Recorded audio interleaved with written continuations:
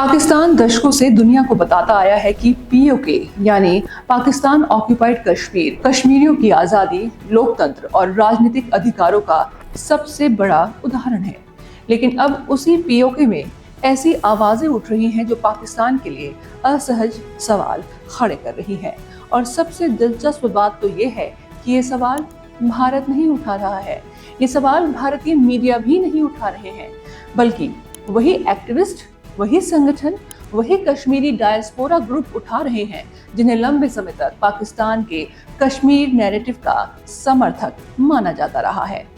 आज वे अरेस्ट पर सवाल पूछ रहे हैं, डेथ की इन्वेस्टिगेशंस की मांग कर रहे हैं, डेमोक्रेटिक राइट्स की बात कर रहे हैं, पॉलिटिकल पार्टिसिपेशन की मांग कर रहे हैं और इस्लामाबाद से फोर्स नहीं, डायलॉग का रास्ता अपनाने की अपील कर रहे हैं। सवाल यह है कि अगर पीओके पहले से ही एक डेमोक्रेटिक स्पेस है तो फिर डेमोक्रेसी की मांग क्यों हो रही है? अगर इंस्टीट्यूशन ठीक से काम कर रहे हैं तो ट्रांसपेरेंसी और अकाउंटेबिलिटी की जरूरत क्यों पड़ रही है? और अगर लोगों की आवाज सुनी जा रही है तो फिर पब्लिक अनरेस्ट, प्रोटेस्ट और पॉलिटिकल कन्फ्रंट्रेशंस लगातार क्यों बढ़ रहे हैं?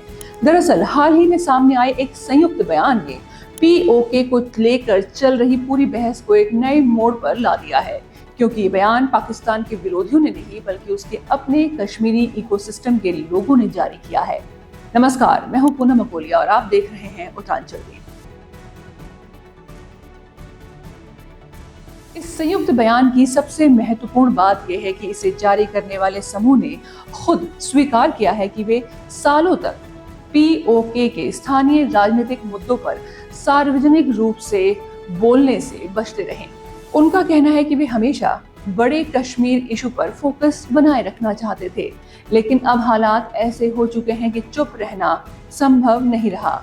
बयान में बढ़ती गिरफ्तारियों, हिंसा, मौतों, सार्वजनिक असंतोष और राजनीतिक तनाव का जिक्र किया गया है। साथ ही इस्लामाबाद से अपील की गई है कि फोर्स की बजाय डायलॉग का रास्ता अपनाया जाए। यहीं से कई महत्वपूर्ण सवाल खड़े होते हैं, क्योंकि पाकिस्तान लंबे समय से पीओके को एक डेमोक्रेटिक ऑल्टरनेटिव और कश्मीरियों के लिए एक पॉलिटिकल मॉडल के रूप में पेश करता रहा है।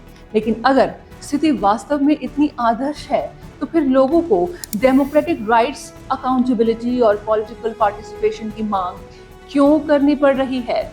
बयान में अरेस्ट और डिटेंशंस को लेकर ट्रांसपेरेंसी की बात कही गई है, डेथ और इंजरीज के मामले में इंडिपेंडेंट इन्वेस्टिगेशन की बात कही गई है। साथ ही डेमोक्रेटिक स्पेस को सुरक्षित रखने और लोगों को निर्णय प्रक्रिया में शामिल करने की आवश्यकता पर भी जोर दिया गया है। ये पूरा घटनाक्रम ऐसे समय में सामने आया है जब जॉइंट अवामी एक्शन कमेटी के नेतृत्व में हुए विरोध प्रदर्शनों ने पीओके की राजनीति को नई दिशा दे दी है।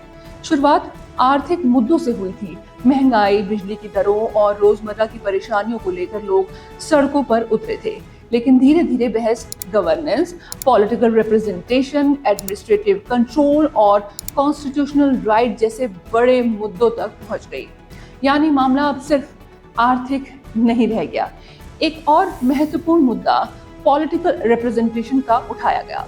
बयान में रिफ्यूजी सीट्स और विभिन्न समुदाय के प्रतिनिधित्व को लेकर भी चिंता जताई गई। सुधार, कॉन्स्टिट्यूशन और इलेक्टोरल रिफॉर्म्स की मांग की गई।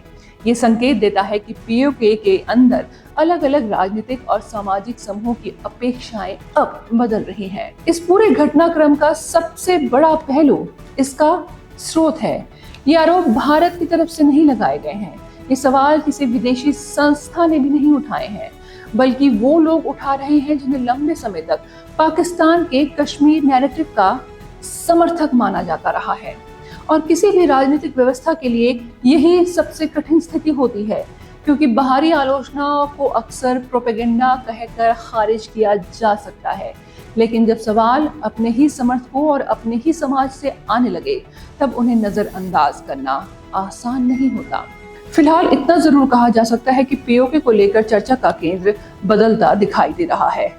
पहले बहस का फोकस बाहरी मुद्दों पर था, अब चर्चा गवर्नेंस, अकाउंटेबिलिटी, रिप्रेजेंटेशंस और डेमोक्रेटिक राइट जैसे आंतरिक सवालों की तरफ बढ़ रही है। और आने वाले समय में ये देखना दिलचस्प होगा कि पाकिस्तान इन मांगों का जवाब डायलॉग से देता है या फिर स्थिति को सिर्फ लॉ एंड ऑर्डर के नजरिए से देखता है, क्योंकि कई बार किसी नैरेटिव की सबसे बड़ी चुनौती बाहर से नहीं भीतर से आती है। नमस्कार।